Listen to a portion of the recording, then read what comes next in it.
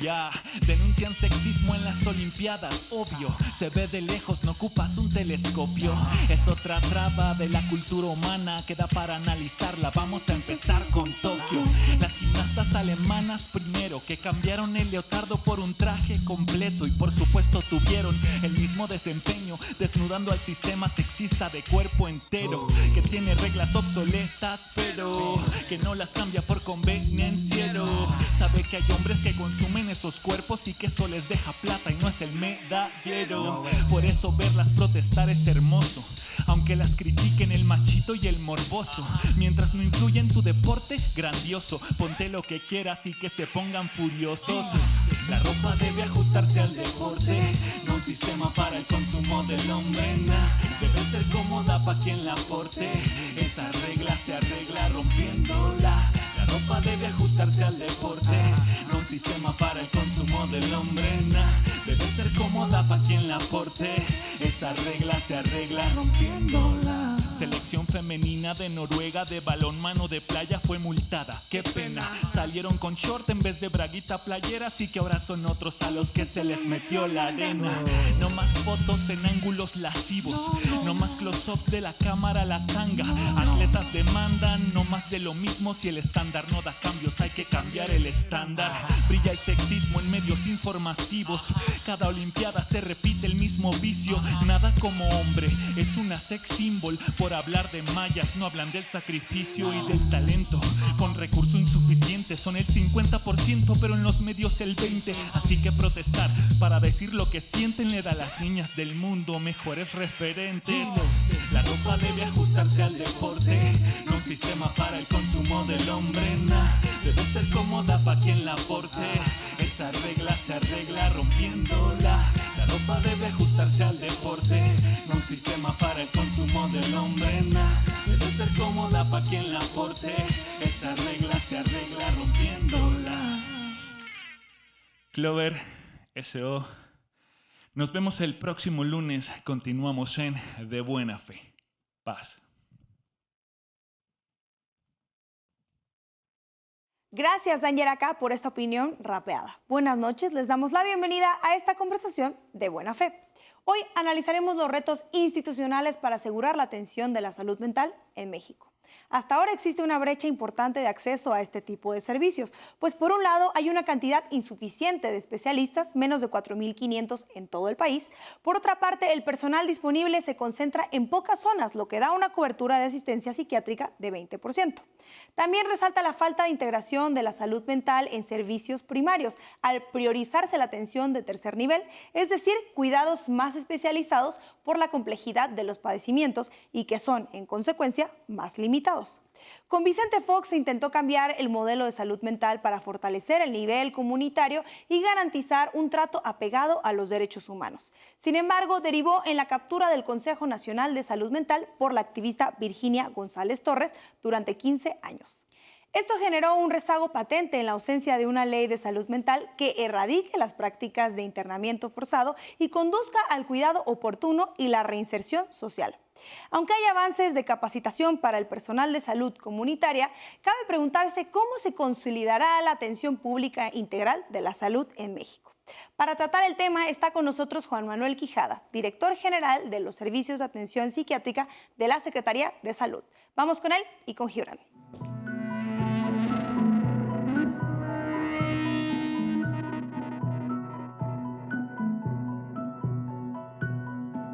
Buenas noches, amigas, amigos, enemigos y adversarios. Sean todos bienvenidos a esta conversación de buena fe. Yo soy Gibran Ramírez Reyes y me acompaña esta noche el doctor, el médico, psiquiatra con dimensión social, debo decir que eso es muy importante.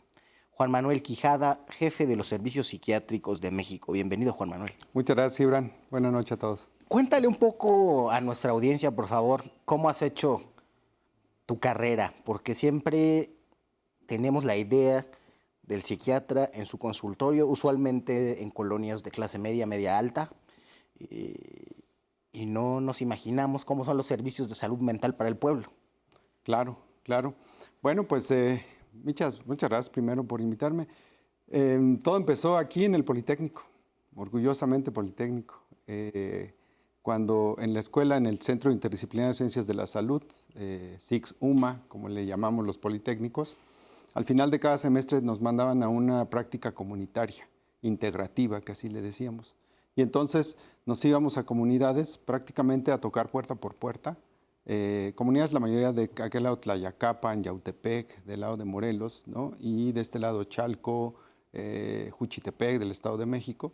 Y ahí nos íbamos todo un equipo y a tocar puerta por puerta y buscar hacer salud pública, que propiamente, de momento, a veces es atender una gripita o una infección, pero se transforma todo en una estrategia, en este caso de la escuela, del Instituto Politécnico Nacional, y ahí me empezó el asunto ya en la práctica profesional de estar con la comunidad. Después me voy a Guanajuato, a un lugar que se llama Empalme Escobedo, es donde cruzan todos los trenes, está a un ladito de Celaya, entre Celaya y San Miguel de Allende, en donde llegan todo tipo de personas, una comunidad pobre, por supuesto, y llegan todos estos migrantes en la famosa Bestia, en aquel tiempo, te hablo de principios del año 2000, y empiezo a ver otra vez comunidad, empiezo a estar ahí con la comunidad, con los migrantes en este caso. No llevaban no llevaban identificación, simplemente buscaban mitigar su dolor. En muchos casos, pues ser tratados, ¿no? Y ser escuchados. Después tuve la fortuna de entrar al Instituto Nacional de Psiquiatría, Ramón de la Fuente, y tuve una experiencia aquí en México en salud mental pública, dentro de mi formación, en Estados Unidos, en la ciudad de Boston, en Massachusetts, y después en la ciudad de Hamilton, en Ontario, Canadá, en donde se trataba de lo mismo, de hacer salud mental en la comunidad, con equipos comunitarios. Regreso a México y, bueno, se me abrieron las puertas en la comunidad, que básicamente es decir, la comunidad nunca te cierra las puertas, al revés. Y se me abrieron en la región del Oriente, en todos estos municipios que están en la franja de miseria que le llamamos Chalco, Valle de Chalco, Chimalhuacán, Bordo de Xochiaca, Nezahualcóyotl, Ixtapaluca, Los Reyes, La Paz, y de ahí recibíamos incluso de más alrededor, incluso de Tlaxcala o de Puebla, personas que no tenían acceso a los servicios por allá, y pues a ver pacientes, a ver personas, principalmente, ¿sabes?, a ver familias. En una clínica pública. En una clínica pública del Instituto de Salud del Estado de México. En esa clínica se conformó todo un equipo de especialistas con médico, psicólogo, enfermera, trabajador social, psiquiatra a la cabeza. Y en esta clínica pública pues llevamos a tener muchos pacientes, porque ya entrando quizá como en tema, la salud mental tiene que ver mucho con la pobreza. Uno de los factores más importantes para la vulnerabilidad o factores de riesgo que les llamamos están ligados íntimamente a la pobreza. No lo digo yo, lo dice la OMS, lo dice la ciencia, la evidencia científica. Y entonces, pues es un lugar que tiene características comunitarias de pobreza, y ahí es donde empiezo a trabajar y donde empiezo a ver que más allá de solamente recetar un fármaco, pues la salud mental tiene que ver con derechos humanos, tiene que ver con acceso al agua potable, tiene que ver con tener carreteras, con tener recolección de basura, tiene que ver con todas las cosas básicas que necesitamos en nuestra vida, y ahí empieza la salud mental. En un programa pasado nos decía Diana Tejadilla que uno de los principales factores de riesgo que llevan a la gente a suicidarse es la falta de acceso a servicios de salud mental. En México, esto que tú hacías en el Estado de México puede considerarse excepcional, absolutamente excepcional. Muy pocas comunidades tienen la condición de tener clínicas que ofrezcan servicios de ese tipo, con esa profundidad, y desde luego con el compromiso que tú y tu equipo pusieron en ello. Adicionalmente, hemos visto en una evaluación que acaba de salir del Coneval, que ha crecido los últimos años, merced a las crisis, la carencia de servicios de salud. Algunos dirían Creo que incluso el presidente alguna vez dijo eso, de que él pensaba que la depresión era algo así como un asunto pequeño burgués o algo por el estilo. Esa noción creo que prevalece en buena parte del imaginario. Y entonces se piensa, si no se pone lo básico, ¿por qué transitar a atender otras cosas? ¿Tú dirías que la salud mental es igual de básica que cualquier otra rama? Por supuesto que sí. Desde luego que la respuesta es contundentemente sí, ¿no? Cuidar nuestra salud mental es cuidar nuestra salud integral, ¿no? Hay un lema que tenemos que dice, sin salud mental no hay salud, lo cual es cierto. En algún momento, desde lo cartesiano, se dividió la salud física y la salud mental, y eso de alguna manera lo seguimos arrastrando hasta el día de hoy, ¿no? Que pensamos que son dos cosas diferentes cuando no es así. E incluso aquí yo metería otra parte, que es lo que estamos diciendo, la salud social, ¿no? La salud física, la salud mental y la salud social. Desde luego que es fundamental para el bienestar y para el buen funcionamiento de los individuos, de la familia, de la comunidad y por tanto de la sociedad. Y ahora, con toda esta complejidad material, ¿cómo le hacemos para que la salud mental llegue a más personas? ¿Tenemos un sistema que atienda la salud mental o hemos tenido solamente intenciones? Hemos tenido buenas intenciones desde hace un siglo, cuando se fundó la Castañeda, por ahí de 1910. No había conocimientos en el tema, en la materia, en neurociencias, en psiquiatría, como al día de hoy. Y lo que se hacía era lo que se hacía en todo el mundo en aquel entonces. Se hospitalizaban a los pacientes o a las personas con un padecimiento mental, se quedaban ahí en la buena intención de las mejores prácticas que en ese momento existían. Sin embargo, era muy limitado. Entonces terminaban siendo lo que le llamábamos antes el famoso manicomio. Y ahí empezó como este sistema. Desafortunadamente este sistema no evolucionó. Simplemente han sido como un poquito parches, como un poquito buenas intenciones de rescatar o de atender a quien tiene un padecimiento mental. Pero como tal, al día de hoy no tenemos un sistema montado, robusto, que nos atienda a la salud mental de cualquier persona que lo llegue a necesitar. Hubo un intento en los gobiernos panistas, marcadamente desde Fox, por echar a andar una revolución en la salud pública mental, es decir, por instaurar un verdadero sistema de salud mental. ¿Qué fue de ese esfuerzo? ¿Qué pasó? Se le llamaban el modelo Miguel Hidalgo, que representaba o estaba representado por unas villas de transición, en donde precisamente alguien que estaba en un hospital psiquiátrico pasaba unas villas de transición donde ahí se podía entrenar desde cosas muy básicas, lavarse los dientes, hacerse de comer, tender su cama, porque a veces a ese nivel tenemos que empezarle con algunas personas que tienen estos padecimientos, y de ahí poder regresar a casa, insertarse a la familia, a la comunidad a su vez, y en el mejor de los casos ser productivos en la comunidad. ¿Qué pasó? Que este sistema o se atoraban en estas villas y se quedaban, nada más era una extensión del hospital psiquiátrico. Y entonces se quedaron ahí, realmente no sucedía lo que tenía que suceder, que era salir y reintegrarse, reincorporarse a su familia o a su comunidad, y entonces terminamos como solamente expandiendo el sistema que le llamamos nosotros o el modelo asilar. El psiquiátrico se expandió y en realidad eso fue lo que pasó, en eso quedaron esas intenciones. Y ese presupuesto también. Desde luego. Hay una configuración que ha dominado más o menos de manera estable durante todo el tiempo de la llamada transición a la democracia, una configuración de una élite intelectual que se hizo de nichos, por ejemplo, en el sistema electoral, alrededor del INE, en el sistema de derechos humanos, alrededor de la CNDH particularmente, y también pasó en la salud pública. En el caso de la psiquiatría hubo también ese caso de cacicazgos, de desarrollo de privilegios y prebendas que impidió el desarrollo de las tareas sustantivas. Desde luego, y uno de los mejores ejemplos lo tenemos con el Instituto Nacional de Psiquiatría, Ramón de la Fuente Muñiz, en donde se queda en este nicho, ¿no? Se generan psiquiatras, muy pocos, y todos estos psiquiatras, o la gran mayoría, tampoco podemos generalizar, son los que al día de hoy dan consulta en el sur de la ciudad.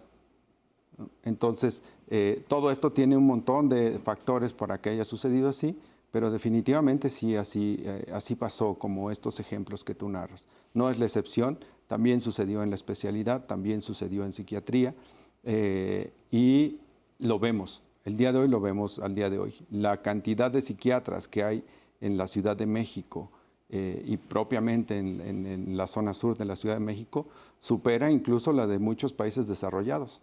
Pero fuera de ahí, por ejemplo, Guerrero, estamos pues a nivel de países en vías de desarrollo hasta por debajo. Hay, en este estado, por ejemplo, no hay una sola institución de salud mental pública. ¿Cuántos psiquiatras hay en México aproximadamente? Aproximadamente como 4.500. Si pusiéramos a trabajar todos alrededor de la República o a lo largo y ancho de la República, tampoco alcanzaríamos para dar solución al problema que tenemos. De esos 4.500, ¿cuántos están en el sector público? Aproximadamente 1,000. No tengo el dato exacto, pero aproximadamente 1,000 están en sector público. Y de esos 4.500, ¿cuántos están en la Ciudad de México? Debe ser aproximadamente la mitad, por ahí de la mitad que están en la Ciudad de México o repartidos en las grandes ciudades, Monterrey, Guadalajara, Ciudad de México. Sí, la mayoría, digo, si una mínima parte, ni siquiera si un cuarto o alrededor de un cuarto está en el sector público, quiere decir que la mayoría de ellos se dedican a la población del 1%, por simplificar de alguna manera. Sí, puesto así, en efecto. Entonces, dicho de esta manera, solamente el 1%, si bien le va, tendría acceso a los servicios de salud mental en este caso. Es un panorama sin duda desolador y entonces es una tarea brutal, titánica, la que te tocó de empezar a poner las primeras piedras para generar un verdadero sistema de salud pública mental. ¿Cómo puede hacerse con los recursos que tenemos? Primero, ¿es posible o estás administrando un imposible? Y si es posible, ¿cómo? Sí, la combinación óptima que tenemos es una pirámide, en donde la base de la pirámide es lo menos costoso en cuanto a la atención o los servicios de atención. Y esto tiene que ver con el autocuidado, con la información que uno tenga desde la formación. Y hablo desde casa, y no hablo ni siquiera desde la primaria, sino desde el binomio materno-infantil, desde que nace el bebé. Ahí empieza todo el autocuidado de nuestra salud mental. Luego va subiendo a el cuidado que le llamamos informal, que es ya el que se obtiene de la comunidad. Luego sube un poquito a lo que le llamamos el primer nivel de atención. Ahí ya empieza a ser un poquito más caro, ¿no? Primer nivel de atención es decir, tu centro de salud, el que está en tu colonia. Luego nos subimos otro poquito en esta pirámide a los hospitales generales, en donde al día de hoy es carente o prácticamente inexistente los servicios de salud mental. Y hasta arriba, que es lo más costoso, los hospitales de alta especialidad o de especialidad o propiamente los hospitales psiquiátricos. Entonces, en esta combinación, que le llamamos la combinación óptima de los servicios, empezamos teniendo lo de hasta arriba, de una manera muy saturada, un tanto ya hasta viciada, he de decir, ¿no? En este pedacito que son los hospitales psiquiátricos, que son los que recargan al día de hoy la mayor parte de la demanda. Y entonces podríamos como invertir la pirámide, y esa es nuestra realidad. ¿Qué buscamos en esta tarea que suena imposible, pero que yo estoy convencido de que no lo es? Al invertir esta pirámide, tenemos que empezar desde la comunidad, precisamente, desde las materias, desde el binomio materno-infantil.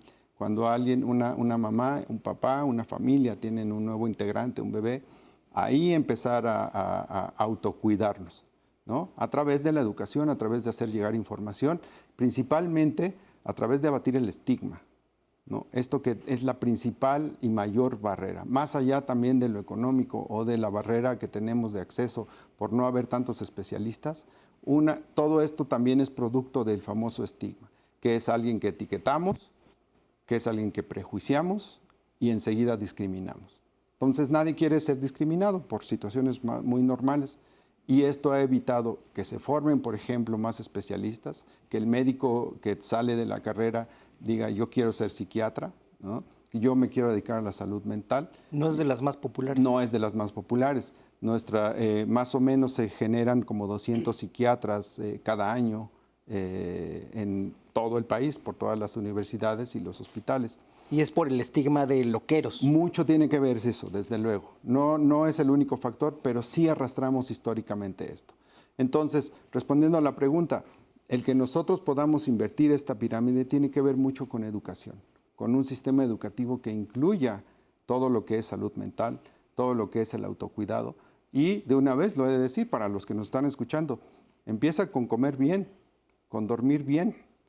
El impacto que tiene, por ejemplo, el dormir bien o las medidas de higiene del sueño, que son un poquito ya más técnicamente hablando, es grandísimo en nuestra salud mental. El que podamos tomar líquidos de agua todo el día y mantenernos bien hidratados va a hacer que nuestro sistema nervioso central funcione de una mejor manera. Vamos a ir a un corte y regresamos.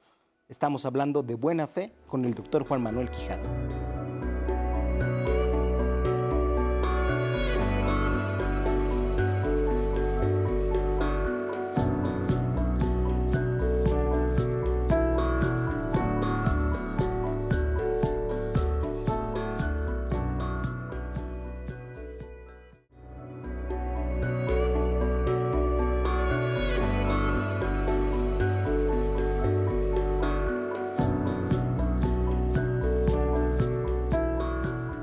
Qué bueno que sigue con nosotros en esta conversación de Buena Fe con el doctor Juan Manuel Quijada, jefe de servicios psiquiátricos en el país, sobre si se atiende o más bien cómo tendríamos que hacer para generar un sistema público de salud mental que no ha habido hasta ahora.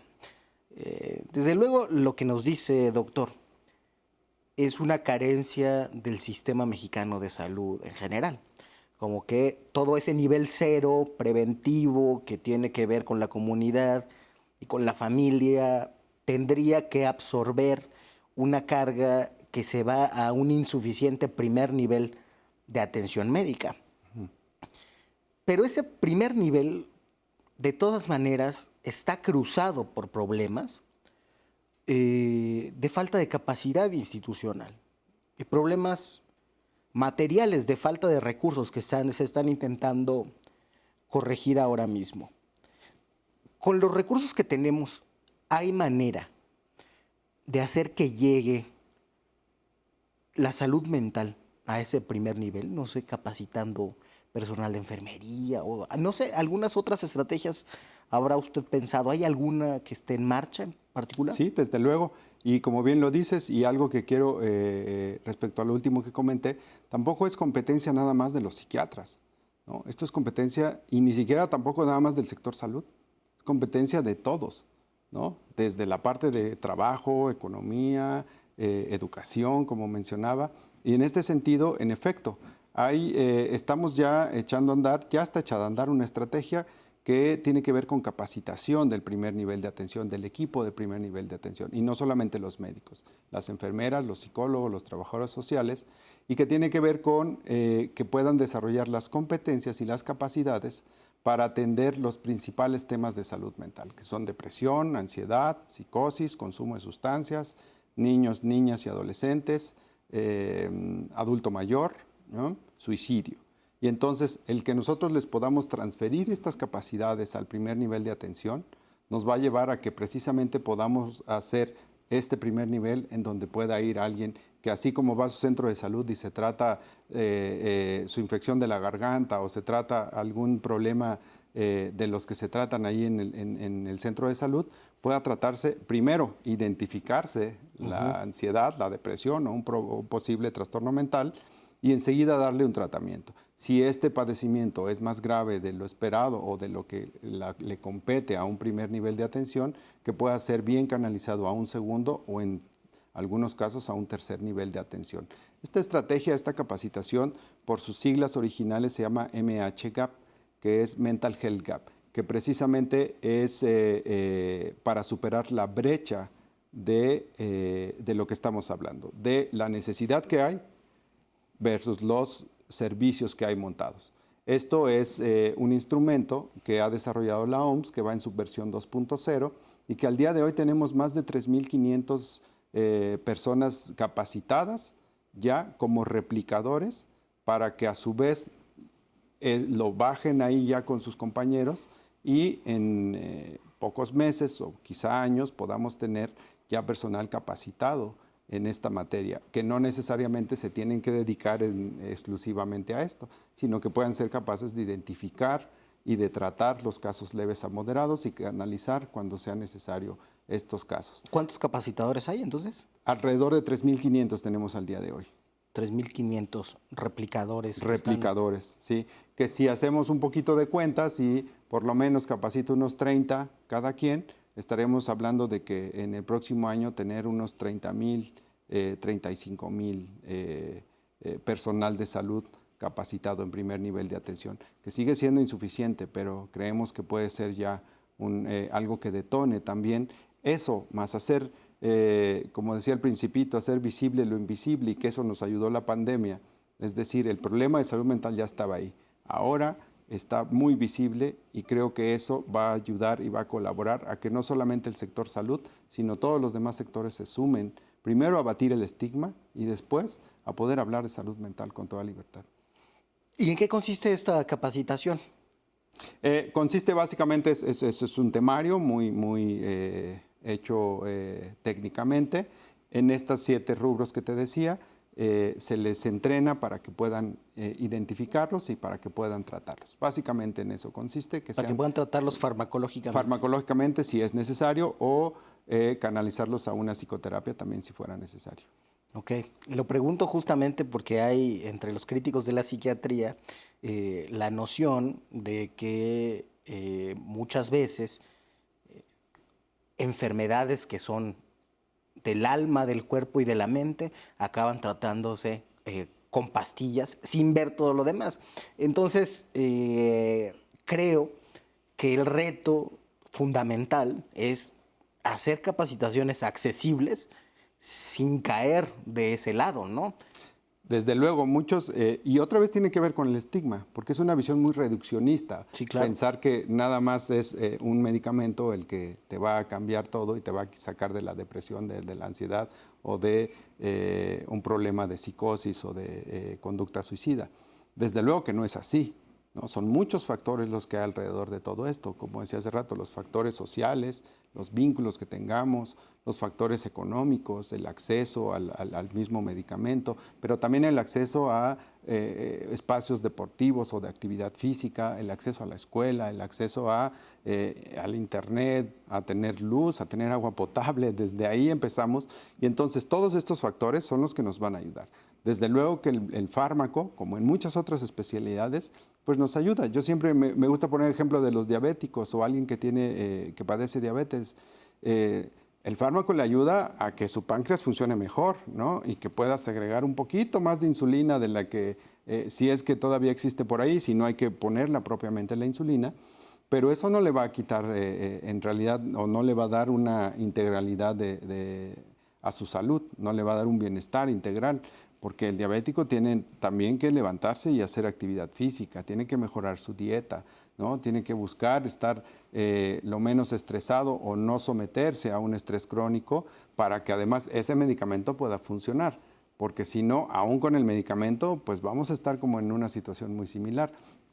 Prácticamente, o haciendo esta analogía, con alguien que está deprimido, pues pasa muy parecido, ¿no? El fármaco a lo mejor te da un poquito como la energía, un poquito la pila, la tranquilidad. A levantarte. Te hace que te levantes. Pero si tú con esa energía no haces nada y no buscas cambiar tu entorno, entonces en cuanto se quita el fármaco, pues otra vez va a venir el bajón y viene ahí el padecimiento muy florido, ¿no? Entonces, si nosotros con esa energía hacemos y provocamos cambios en nuestro entorno, desde nuestros vínculos hasta nuestro entorno propiamente, nuestro medio ambiente, probablemente hasta deje el fármaco muy pronto y ya no sea necesario tomarlo. Sí, te digo, es un asunto muy complejo, ahora nos lo explica de manera muy clara, seguramente que así es en las capacitaciones también. Y creo que la psiquiatría, después de largas décadas de tratamiento de los padecimientos mentales, de críticas a esos tratamientos, se encuentra en un momento más o menos maduro de haber recuperado algunas cosas y haber desechado otras, como para ser muy claros en la enseñanza de eso, ¿no? Me imaginaba la polémica que hubo en el pasado, por ejemplo, con el uso del Prozac, que algunos estudios calificaron como riesgoso para quienes tenían un acento ansioso en su enfermedad depresiva, ¿no? Que fue un aprendizaje colectivo que igual generacionalmente algunos psiquiatras se quedaron allá, pero que como va la discusión, se puede utilizar ya de una manera más inserta en este marco integral de salud que nos comenta. ¿Esto se está haciendo solamente en el INSABI o en todas las instituciones de salud del país? De momento se está haciendo en la Secretaría, donde está el INSABI, la Secretaría de Salud, con todos sus instituciones, en este caso la Dirección General de los Servicios de Atención Psiquiátrica, el Secretariado Técnico del Consejo Nacional de Salud Mental y la Comisión Nacional contra las Adicciones, que son los que estamos orquestando esto. Pero esto lo estamos llevando a las Secretarías de Salud estatales, a través del Consejo Nacional de Salud, que le llamamos CONASA, que es donde se reúnen todos los secretarios. Se han firmado acuerdos en donde cada estado se compromete a capacitar el primer nivel de atención a través de esta estrategia. Entonces, así es que hemos logrado cubrir y comprometer al resto del país. El objetivo es tener entonces alguien capacitado en cada unidad de primer nivel. Así es. Para detectar depresión, ansiedad, consumo de sustancias, demencias o adultos mayores, salud mental del niño y adolescente, psicosis y conducta suicida. Me llama la atención porque es un programa mucho más completo de lo que hay en algunas de las instituciones más consolidadas, como el Instituto Mexicano del Seguro Social, donde se trata depresión y ansiedad y consumo de sustancias y se acabó. Sí, que más bien lo que me hiciste pensar no fue en el Seguro Social, sino en las escuelas de medicina. Es un programa más completo que lo que tenemos en las escuelas, en la mayoría de las escuelas de medicina. No se diga de enfermería, de psicología, de trabajo social. Los médicos generales, dirías tú, que no están capacitados usualmente para prescribir. Su gran mayoría no. Desafortunadamente no sucede esto. Las currículas no traen esta carga al día de hoy. Yo lo puedo decir desde mi propia persona. Cuando yo salí era un médico general. De esto que platicaba hace rato en Palma Escobedo, en Guanajuato, pues me pasaban las personas enfrente y yo no sabía siquiera detectarlos, Gibran. Ya no digas tratarlos, no sabía detectarlos, no sabía. Hasta después que inicié el estudio de la especialidad, pude saber que lo que había visto era un trastorno mental. Me llamó mucho la atención en una de nuestras conversaciones que me dijiste que ojalá que los médicos generales le perdieran el miedo, por ejemplo, a los antidepresivos. Para mí fue un poco impactante, justamente porque yo de lo que he leído mucho es de los efectos secundarios de los antidepresivos. Y al decirte eso, me comentaste que algunas de las sustancias que toman las personas son en realidad automedicación con peores efectos para la salud que esos antidepresivos con todos los efectos secundarios que tengan. ¿Hay que perderle el miedo a los antidepresivos y a los fármacos psiquiátricos en general? Por supuesto, desde luego. No solamente los profesionales, sino también las personas que tienen un padecimiento, ¿no? Esto que dices ahorita, la automedicación, sucede mucho con el alcohol, con el tabaco, ¿no? Que se sienten ansiosos y al tomar un poco de alcohol se dan cuenta que se les quita un poquito la ansiedad. Y al ratito cada fin de semana están tomando y luego más y más hasta que traen una dependencia, no en todos los casos por supuesto, pero que pueden llegar a desarrollar una dependencia al alcohol, pero ese no es el tratamiento. Ahí sigue la ansiedad y cuando dejan el alcohol, si es que así lo pretendieran, sigue el trastorno de ansiedad. Y los efectos secundarios o la factura que uno paga de tomar el alcohol es mucho más desastrosa, incluso del motivo que te llevó a tomarla, que en este caso pudiera haber sido la ansiedad. Entonces, los fármacos, desde luego que se han ido desarrollando. Tenemos fármacos de primera, segunda, incluso una tercera generación que ya está ahí en ciernes. Los primeros fármacos tenían en efecto efectos secundarios, ¿no? Nada del otro mundo. Se les llama efectos secundarios a resequedad de mucosas, por ejemplo, tener la boca seca, dolor de cabeza, un poquito de somnolencia, por citar solo algunos. Subir de peso. En algunos casos subir de peso. La segunda generación, donde ya está el que mencionaste, que es la fluoxetina, carece ya de muchos de esos efectos secundarios. Tiene algunos otros por ahí, son mucho menores, pero definitivamente si ponemos el riesgo-beneficio y lo ponemos en la balanza, por mucho nos conviene tomar el fármaco para ayudarnos como una parte del tratamiento, ¿no? Como lo acabamos de comentar, porque no es nada más me tomo esto y ya se me quitó todo, como esa parte del tratamiento que te va a dar ese impulso para hacer tus cambios en tu entorno, en tu medio ambiente y poder salir de una depresión o de un trastorno de ansiedad. ¿Y cómo vas en esta misión de hacer que en el primer nivel se le pierda el miedo a los fármacos? Vamos bien, mucho tiene que ver, y eso de la experiencia de haber estado en comunidad, de haber estado con gente vulnerable, es que es tanto ya de repente el dolor que está sintiendo alguien, del dolor aquí, del dolor acá, ¿no? Que no le importa que lo estigmaticen, ¿no? Vamos a hacer un corte Claro. y regresaremos con esto. Estamos conversando de buena fe.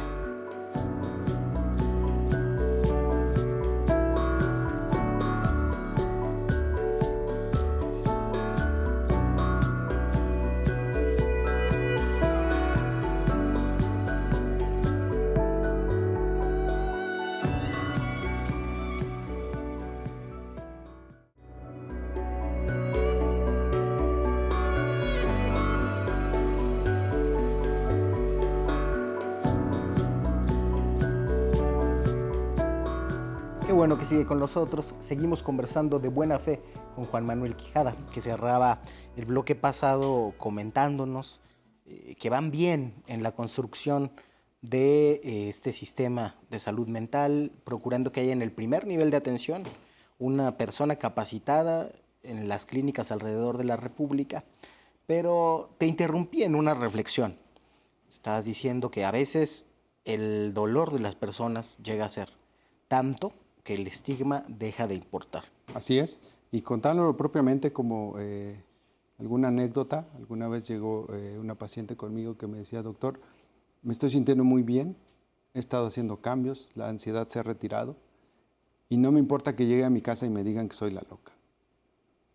No me importa, yo me estoy sintiendo bien y estoy yendo mejor en la escuela, estoy haciendo mis prácticas profesionales y esto ha quedado atrás. Entonces, quiero decirle a más personas que tienen esto, que se acerquen a los médicos, que se acerquen a su centro de salud, a su médico de confianza, para que se traten esto, porque sí se siente uno mejor. Entonces, eso también ha pasado con los médicos. Es decir, la demanda de atención de repente es tan desbordante y ellos se dan cuenta de que esto está pasando, que han recibido con los brazos abiertos la capacitación e incluso nos piden más. Nos dicen, doctor, quiero más de esto, más de este tema. Abrimos alguna capacitación por ahí, por ponerte un ejemplo. Ahora con el COVID hicimos un curso en una plataforma de la Secretaría de Salud virtual de 8 horas, un curso que se llamaba Salud Mental y COVID, en donde hacíamos esta capacitación, esta liga entre el padecimiento o los padecimientos de salud mental y el COVID propiamente. Y hasta el día de hoy, si las cuentas no me fallan, pero se han capacitado a través de esa plataforma más de 250,000 personas, personal de salud. La mayoría de ellos, enfermeras del primer nivel de atención, enfermeras y enfermeros del primer nivel de atención, que eso tiene mucho que ver con lo que estamos diciendo, porque los enfermería, el personal de enfermería, están muy en contacto, están muy de cerca con los pacientes. No quiero decir que los demás no, pero históricamente es quien está a un lado de ese dolor precisamente, y entonces son los que más, el personal de enfermería son los que mejor respuesta han tenido a esta capacitación y quienes nos siguen pidiendo además capacitación. Entonces, de repente también hasta quisiéramos tener de este lado más manos para poderles brindar mejores y mayores herramientas al personal del primer nivel. Tiene la desventaja de que no pueden prescribir medicamentos, ¿no? Es una desventaja, está ahí por ahí también en ciernes alguna probabilidad que estamos buscando para que puedan recetar algunos fármacos. Por supuesto, todo esto que pase, los controles, los protocolos y todo lo que deba de ser. Hay experiencias exitosas en el mundo. Así es correcto. En España el acta de prescripción enfermera, ¿no? Que aprovecha esas capacidades y las multiplica territorialmente. Algo así buscamos hacer, que no sería la primera vez que se hace en el mundo. Sí, sería muy bueno. Creo que hay mucho talento desperdiciado y mucho conocimiento no sistematizado, particularmente en esa importante ala del personal público de salud.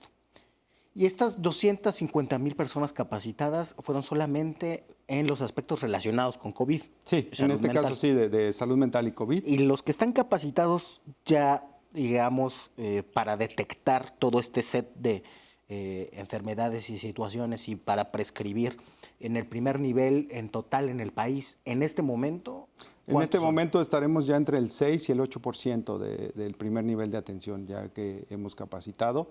Entre más podamos avanzar, esto va a ser un poco exponencial, va a ser todavía más acelerado. Esperemos que en pocos años, pues a lo mejor, más allá de hablar de un 100%, sí lleguemos ya a unos niveles en donde ya no te sea difícil encontrar a alguien que pueda ayudarte con esto. Al término del sexenio, ¿qué meta tienes? La meta, en términos ideales, deseables, quizá para nosotros, pues sea que de arriba del 80%. Pero si alcanzamos la mitad o la mayoría, hablando en términos de 50 más 1, estaríamos yo creo que llegando a una muy buena meta y que esto ya se vea reflejado en la salud pública del país. Es una excelente estrategia en el mediano plazo, pero en el largo plazo seguramente que necesitamos que se formen más psiquiatras.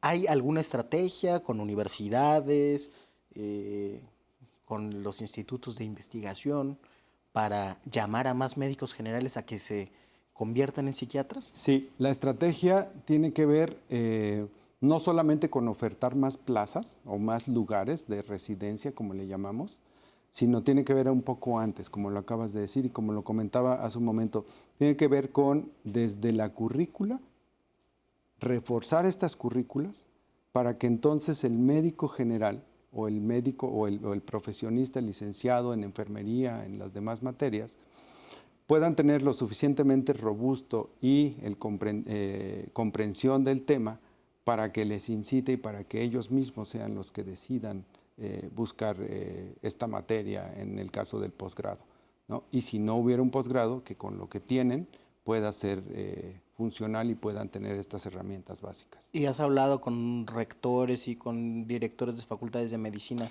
para hacer este cambio curricular? Es difícil en el sentido de que muchas de nuestras escuelas, universidades son autónomas. Entonces tendríamos que hacer un trabajo casi artesanal, Sí. de ir uno por uno. Con los que hemos hablado nos dicen que es una cosa compleja, que lleva su tiempo el cambiar la currícula. Pero con quien hemos hablado y con quien ha habido acercamiento es con la ANUYES, la Asociación Nacional de Universidades, donde a través de ahí quizá podríamos ir incidiendo en todas las universidades asociadas. Y otra estrategia que tenemos también es a través de diplomados, ¿no? De poder al primer nivel o a los licenciados darles un diplomado para que eso les incite y les detone, ¿no? Sembrar la semillita ahí de las neurociencias, de la salud mental, y entonces ellos mismos haya una demanda, por tanto, vendría una oferta, en el mejor de los casos. ¿Cuántos psiquiatras se graduarán cada año en el país? 200, más o menos. Sí, a este ritmo, así, a este ritmo, ¿no? Pero como te decía hace un momento, tampoco habríamos de apostar del todo a la formación de especialistas, ¿no? Más bien habríamos de apostar a que todo este primer nivel, pero no solamente en salud, sino que en la escuela, en la primaria, en preescolar, en todos lados, en los clubes de la tercera edad, en todos lados donde podamos tener estrategias de autocuidado, ¿no? De cuidar nuestro sueño, de cuidar nuestra alimentación, de incluso, muy importante, poder expresar nuestras emociones y no burlarnos de un niño o de una niña que está expresando, ¿no? De que los niños también vean que sus papás pueden expresar sus emociones positivas y negativas, de ponerles nombre, ¿no? A veces nos encontramos incluso en la consulta adultos que no saben ponerle nombre a lo que están sintiendo. No es culpa de ellos. En realidad nadie les enseñó, nunca lo aprendieron, ¿no? Y eso nos dificulta todo el asunto o nos agrava los problemas, ¿no? De este tipo. Entonces, el que a un niño lo podamos escuchar, lo podamos dejar que exprese, que no lo invalidemos en sus conductas y en sus expresiones, sino que le demos una formación, ¿no? En cuanto a sus competencias, sus habilidades socioemocionales, desde ahí ya es hacer esta estrategia. Y creo que la idea es precisamente buscarle por ahí.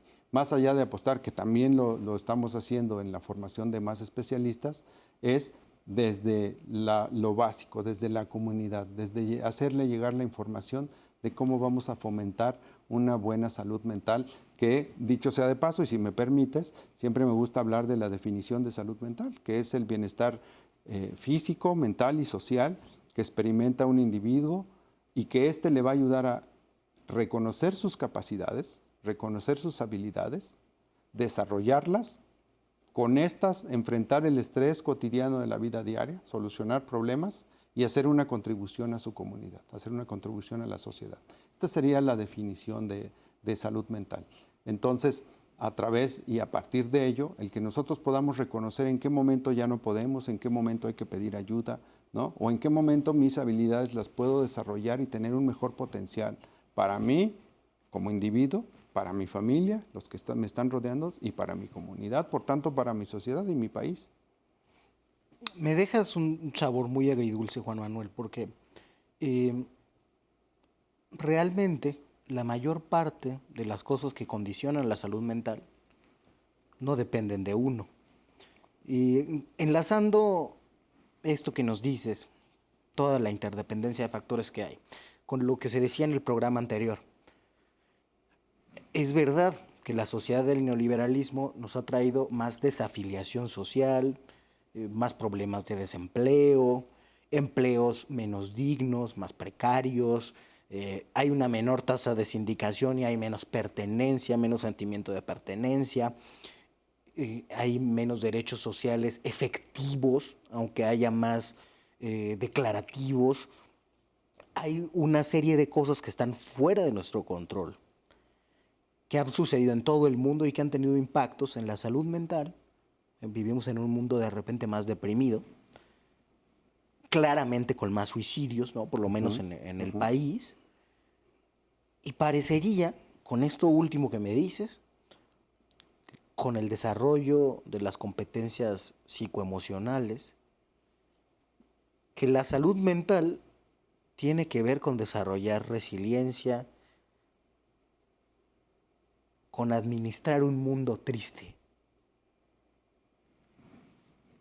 Como que irremediablemente es así, porque si no tendríamos que hacer más política que salud mental, ¿no? Para arreglar todos los otros factores.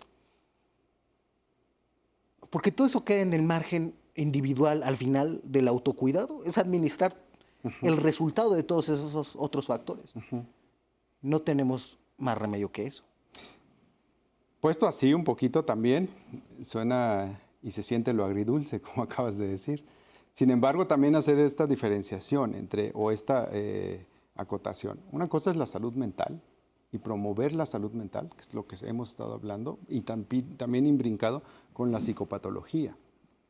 Si vamos a administrar el bienestar o vamos a administrar la enfermedad, que son cosas diferentes. Una vez que tengo la enfermedad, entonces me dedico a administrar mi pastilla, mi tratamiento, mi enfermedad como tal, ¿no? Como alguien que tiene una enfermedad crónica, que mucho de su tiempo y de su vida tiene que ver con cuidarse, que no avance tan rápidamente esta enfermedad crónica, llámese diabetes, hipertensión o alguna cardiopatía, ¿no? Pero por otro lado, antes de que todo esto pase, es administrar el bienestar y buscar factores de protección, ¿no? Aumentarlos, mejorarlos, fortalecerlos y buscar disminuir los factores de riesgo para que entonces este balance quede aún mejor y entonces lo que administremos sea la felicidad y sea el bienestar. Para eso habría que hacer la revolución. Pero bueno, se nos ha acabado el tiempo, querido Juan Manuel. Muchas gracias por estar en De Buena Fe. Muchas gracias a todos. Muchas gracias, Gibran. Y muchas gracias a usted, que tiene todavía pendiente aquí La Mala Fe con Estefanía Veloz. Usted y yo nos veremos hasta el próximo lunes. Hasta entonces.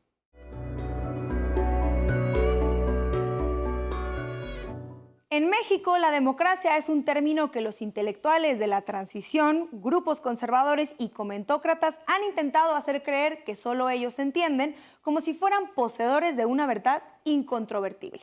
Y por esa obsesión de interpretación única se nos han impuesto ejercicios democráticos que se limitan a la elección de representantes y menosprecian la participación del pueblo en las decisiones sobre los temas de interés público, tal cual sucedió en la reciente consulta popular. Son varios los testimonios de los apóstoles de la democracia que combatieron con fe ciega el proceso del 1 de agosto al que calificaron de simulación, demagógico y dispendio de recursos públicos. José Antonio Crespo, José Waldenberg, María Marmán, Felipe Calderón, Jesús Garza Onofre, Vicente Fox, Denise Dresser, Sergio Aguayo, entre muchos otros, no se cansaron de repetir que la consulta era un instrumento de manipulación política que tendría consecuencias negativas no solo para el desarrollo democrático de nuestro país, sino para la administración efectiva de la justicia. A todos ellos les pasó por alto que la consulta fue un ejercicio para sentar las bases de la democracia directa en México, considerando que vivimos en un tiempo de transformación en el que la voluntad popular es ahora más determinante que los dichos y caprichos de una cúpula de personajes con ideas anacrónicas. A pesar de los obstáculos institucionales, muchos de ellos dispuestos por el mismo INE, la consulta popular tuvo una asistencia cercana a los 7 millones de mexicanas y mexicanos que votaron en más del 90% de los casos a favor de iniciar el proceso de esclarecimiento y sanción contra actores políticos que hubiesen cometido delitos en el pasado. Y aunque no se logró el porcentaje requerido para emplazar formalmente los procedimientos, quedó en evidencia que ni la mala fe de la oposición ni sus últimos intentos de imponer sus visiones trasnochadas pueden contrarrestar el cambio social y político que hoy más que nunca debe mantenerse movilizado y fortalecerse con organización desde abajo.